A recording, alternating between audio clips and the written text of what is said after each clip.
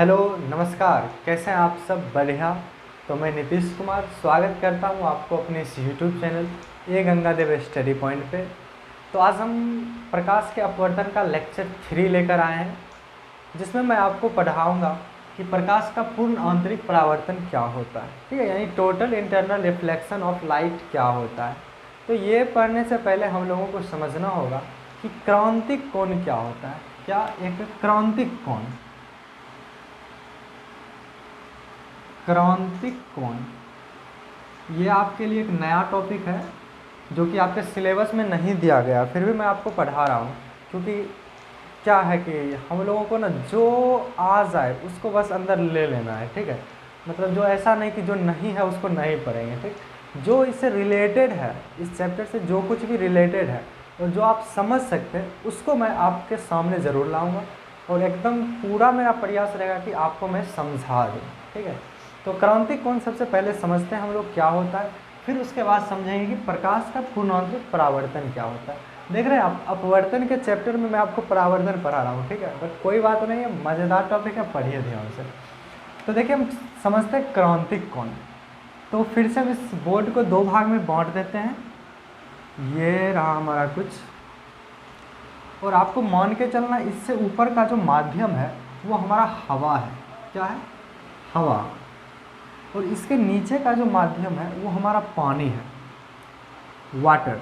ठीक है, अब यहाँ पे क्या हुआ, एक प्रकाश की किरण यहाँ पे इस प्रकार पड़ रही है, ये हमारा अभिलंब है। अब ये प्रकाश की किरण के लिए दो रास्ता है, एक तो ये अभिलंब की ओर मुड़ जाए या फिर ये अभिलंब से दूर चली जाए। तो देखते हैं यहाँ पे होता क्या है। अब देखिए, अभिलंब की ओर मुड़ेगी या फिर अभिलंब से दूर जाए, ये हम कैसे डिसाइड करें। तो इसके लिए हम चेक करते हैं कि इसमें से कौन माध्यम हमारा सघन है और कौन माध्यम हमारा विरल है। तो हवा और पानी में, दोनों में यदि कंपेयर करें तो प्रकाश की चाल हवा में ज़्यादा होती है एज़ कम्पेयर टू पानी या फिर वाटर। ठीक है, तो जिस माध्यम में प्रकाश की चाल ज़्यादा, उस माध्यम को विरल माध्यम बोलते हैं। यहाँ पे जो हमारा हवा है वो विरल माध्यम का काम करेगा, और ये जो पानी है वो सघन माध्यम। पढ़े हैं ना, जिस माध्यम में प्रकाश की चाल ज़्यादा उसको बोलते हैं विरल माध्यम, और जिसमें प्रकाश की चाल कम उसको बोलते हैं सघन माध्यम। चलिए, अब यहाँ पे हो क्या रहा है, एक प्रकाश की किरण सघन माध्यम से विरल माध्यम में जा रही है। अब हम लोग पढ़े हैं कि जब भी कोई प्रकाश की किरण सघन माध्यम से विरल माध्यम में जाएगी तो वो अभिलंब से दूर चली जाएगी। इसको जाना चाहिए था कि हम सीधा, बट ये अभिलंब से थोड़ा ऐसे दूर चली गई। ठीक है, ये हुआ। अब यहाँ पे आपतन कोण होगा, अपवर्तन कोण होगा, तो देखते हैं। तो देखिए, ये जो हमारा अभिलंब और आपतित किरण के बीच का जो कोण है उसे हम आपतन कोण बोलते हैं और उसे आई बोलते हैं, आई से डिनोट करते हैं।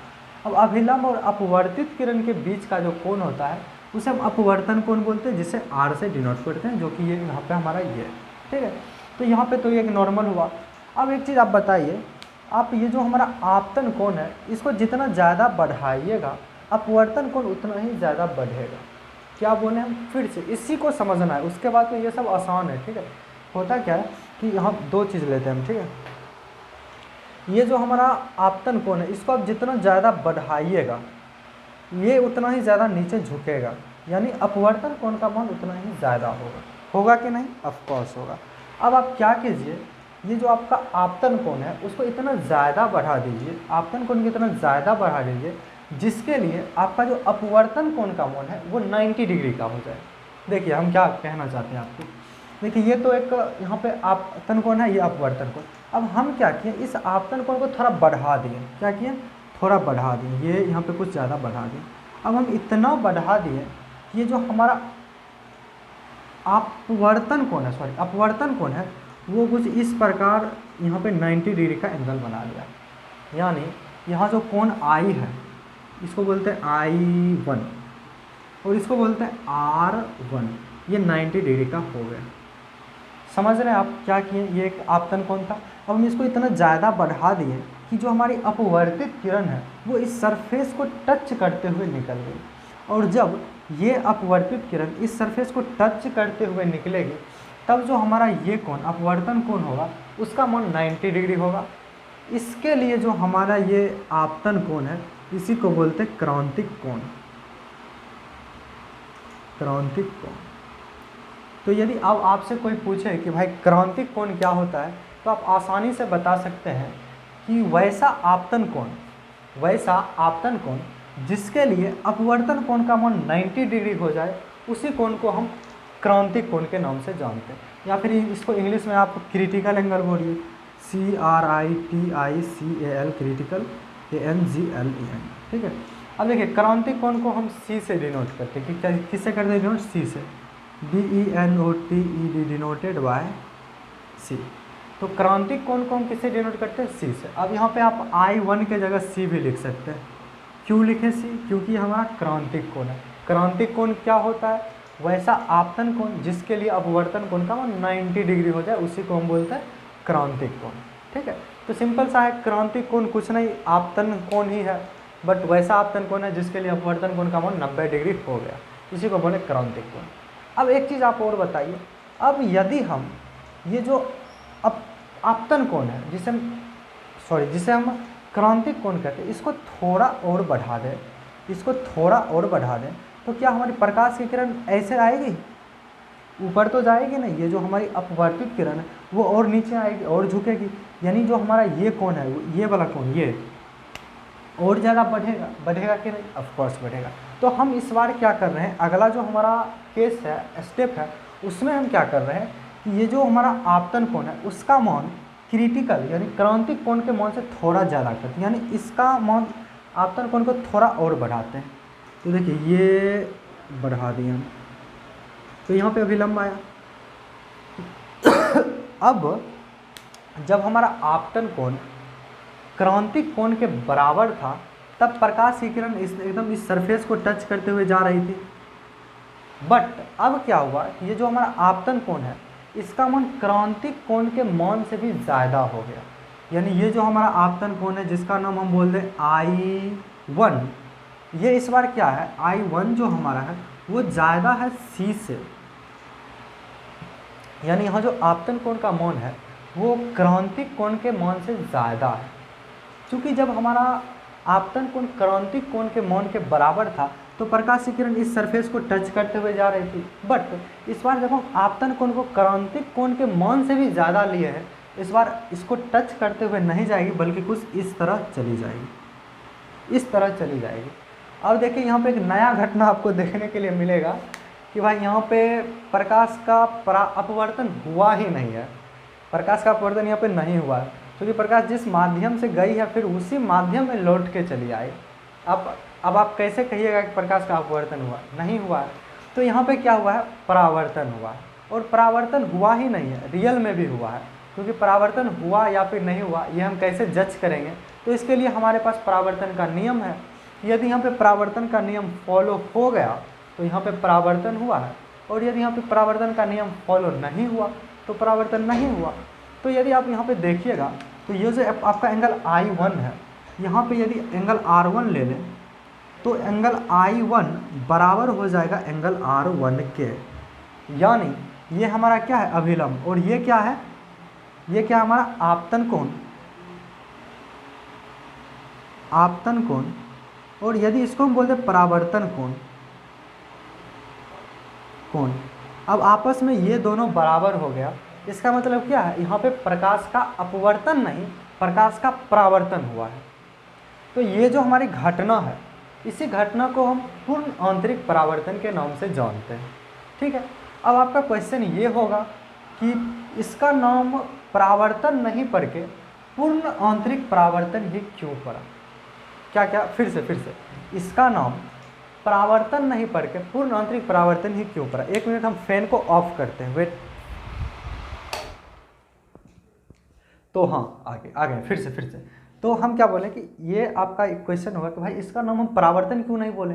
अब यहाँ पे पूर्ण आंतरिक परावर्तन इतना बड़ा करने की क्या ज़रूरत है? तो सुनिए, इसमें एक बहुत मज़ेदार कहानी है जो कि मैं आपको पहले भी बता चुका हूँ, फिर से बताते हैं। तो यहाँ पे होता क्या है कि जब हम आपको चैप्टर नंबर 1 पढ़ाए थे उसमें क्या बताए थे, अगर मान लीजिए ये हमारे पास एक समतल दर्पण है और इस पर यदि कोई एक प्रकाश की किरण इस प्रकार आई है तो यहाँ पे इसका क्या होता था, परावर्तन होता था, और ये प्रकाश की किरण कुछ इस तरफ चली जाती, और ये हमारा अभिलंब। बट वहाँ पे मैं आपको एक बात और बताया था कि ये जो प्रकाश की किरण है वो पूर्णतः परावर्तित नहीं होती है, पूर्णतः परावर्तित नहीं होती है, कुछ कुछ इसको पार भी कर जाती है, तो थोड़ी थोड़ी पार भी कर जाती है, यानी पूर्णतः रिफ्लेक्शन नहीं हुआ। यानी कहने का मतलब ये, अगर यहाँ से 100% इंटेंसिटी का लाइट आया तो 1% मान लीजिए इधर चला गया और 99% ही रिफ्लेक्ट किया। बट इस केस में ऐसा कुछ भी नहीं हुआ, 100% लाइट यहाँ से गया, थोड़ा भी इसको पार नहीं कर पाया, पूरे का पूरा लाइट एकदम रिफ्लेक्ट कर गया, पूरे का पूरा लाइट रिफ्लेक्ट कर गया। इसीलिए इसी घटना को हम प्रकाश के पूर्ण आंतरिक परावर्तन या फिर टोटल इंटरनल रिफ्लेक्शन के नाम से जानते हैं। अब शायद आप समझ गए होंगे कि टोटल इंटरनल रिफ्लेक्शन क्या होता है। ठीक है, तो यदि आप इसे नोट करना चाहते हैं तो नोट कर लें। नोट कर लिए, वीडियो को पॉज करें और नोट करें। या एक चीज़ आप हमेशा ध्यान रखिए, आप जहाँ भी जब भी कभी आप ऑनलाइन क्लास कर रहे हो तो ये ज़रूरी है कि आपके पास पेन और कॉपी होना चाहिए। ठीक है, यदि आप ऑनलाइन क्लास कर रहे हैं तो आप ये समझ गए प्रकाश का पूर्ण आंतरिक परावर्तन। अब देखिए प्रकाश के पूर्ण आंतरिक परावर्तन कैसे हुआ, यानी क्या इसमें हम लोग शर्त लगाएं कि प्रकाश का पूर्ण आंतरिक परावर्तन हुआ। तो देखिए इसमें दो शर्त है। पहला, एक तो शर्त यह है कि प्रकाश का पूर्ण आंतरिक परावर्तन तभी होगा जब प्रकाश की किरण सघन माध्यम से विरल माध्यम में जाएगी। देख रहे हैं यहाँ पे, ये जो हमारा माध्यम था, इस लकीर के नीचे वाला जो माध्यम था वो सघन था और इसके ऊपर वाला जो माध्यम है वो विरल माध्यम है। और प्रकाश की किरण कहाँ से कहाँ जा रही है, सघन से विरल माध्यम में जा रही है। तभी यहाँ पे क्या हुआ, पूर्ण आंतरिक परावर्तन हमको देखने के लिए मिला। तो पहला जो हमारा शर्त है वो क्या है कि जब प्रकाश की किरण सघन माध्यम से कहाँ जाएगी, विरल माध्यम में, तभी क्या होगा, पूर्ण आंतरिक परावर्तन होगा। और दूसरी शर्त हमारा ये है कि दूसरी शर्त यहाँ पे भी देख सकते हैं। देखिए अगर आपका आपतन कोण क्रांतिक कोण के बराबर हो जाए तो भी पूर्ण आंतरिक परावर्तन देखने को नहीं मिलेगा। यदि आप क्रांतिक कोण के बराबर कर लेते हैं तो ये जो आपका अपवर्तित किरण है वो इस लाइन को टच करते हुए निकल जाएगी। बट जब आप आपतन कोण को थोड़ा और बढ़ाते हैं, यानी क्रांतिक कोण के मान से भी ज़्यादा कर देते हैं, तब आपको क्या देखने के लिए मिलता है, पूर्ण आंतरिक परावर्तन। ठीक है, तो दूसरा हमारा शर्त क्या होगा कि ये जो आपतन कोण है उसका मान ज़्यादा होना चाहिए, किसके मान से, क्रांतिक कोण के मान से, क्रांतिक कोण से। तो समझ गए, पूर्ण आंतरिक परावर्तन का दो शर्त है। एक तो प्रकाश की किरण सघन माध्यम से विरल माध्यम में जाएगी तभी पूर्ण आंतरिक परावर्तन देखने को मिलेगा।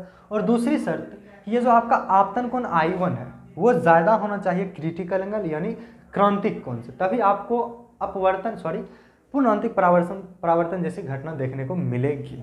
ठीक है, अब मैं आपको ये पढ़ा चुका हूँ, आप समझ भी गए होंगे। बट आप यदि लिखना चाहते हैं तो लिख सकते हैं, और यदि आपको लिखने में नहीं बन रहा है तो हम आपके लिए लेकर आए हैं इस लेक्चर का PDF नोट्स, जो कि आपको कहाँ मिलेगा, लेक्चर के लास्ट में मिलेगा। वहाँ से आप जाके उस PDF नोट का स्क्रीनशॉट लेके रख सकते हैं या फिर उसे अपने कॉपी में नोट कर सकते हैं। ठीक है, वैसे तो बताएं अगर दिल से तो सबसे बेस्ट नोट वही नोट होता है जो आप खुद से बनाएं। ठीक है, मेरे द्वारा बनाया गया नोट मेरे लिए बेस्ट है, बट आपके लिए बेस्ट नहीं। ठीक है, आपके द्वारा बनाया गया नोट ही आपके लिए बेस्ट है और आप उसे आसानी से समझ भी सकते हैं। ठीक है, तो इसको नोट कीजिए। अब आप कहिएगा कि ये हम क्यों पढ़े, ये जो हमारा पूर्ण आंतरिक परावर्तन ये क्यों पढ़े। तो ये सब ना आपको ऐसे देखने को मिलेगा अभी। ठीक है, अपने दैनिक जीवन में देखने के लिए भी मिलेगा। अब कहाँ पे देखने के लिए मिलेगा तो मैं आपको बताता हूँ। एक तो पहला, हीरा का चमकना, हीरा का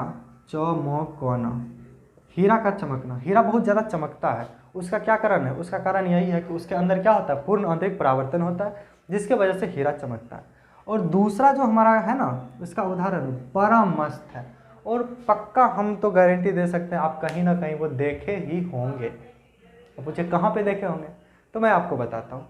क्या आपने कभी बस के छत पे बैठ के सवारी किया है? ऑफकोर्स किया होगा। यदि आप बस के छत पे बैठ के कहीं गए हैं तो गर्मी के मौसम में आपको अक्सर देखने को मिलता होगा कि आपके बस से बहुत ज़्यादा दूर सड़क पर पानी आपको नज़र आता होगा, पेड़ के किनारे पानी नज़र आता होगा, बट जब आप वहाँ पे जाते हैं तो आपको वो पानी देखने के लिए नहीं मिलता है।